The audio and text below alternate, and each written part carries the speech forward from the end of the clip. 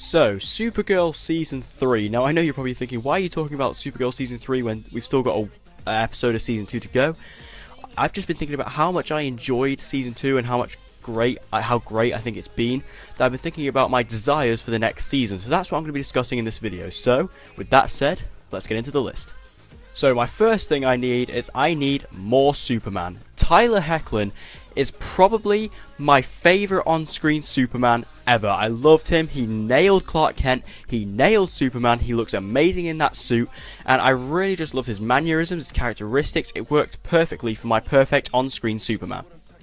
Linking in closely to that, I need to see Metropolis. I think we should go to Metropolis just for an episode. Even if it's just for an episode, go to Metropolis with Superman, and I want to see how good it is, and especially with how Supergirl is quite a bright and colourful show. I believe we'll be able to show Metropolis in such a nice way that will be faithful, but also very good to see on a TV show.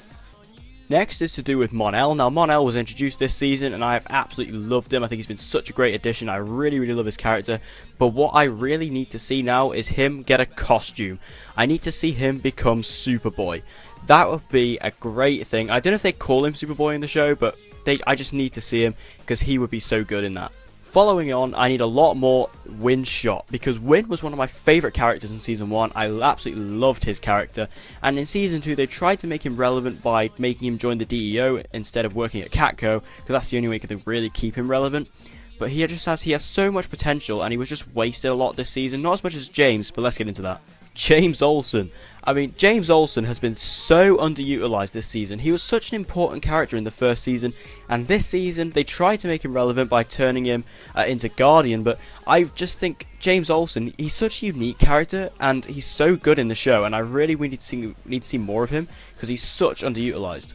So yes, that means I want a lot more Guardian. I need to see a lot more Guardian. I think Guardian has been an excellent addition to the show, and he's just been not used enough, and that's the only issue. He needs to be on screen more, fighting alongside with Supergirl and potentially now Superboy. Just have him there as an essential member of the DEO, because that is what he should be. And finally, I want to see a really good villain. Now, I think the villain next season is potentially going to be General Zod, who you can see on screen now.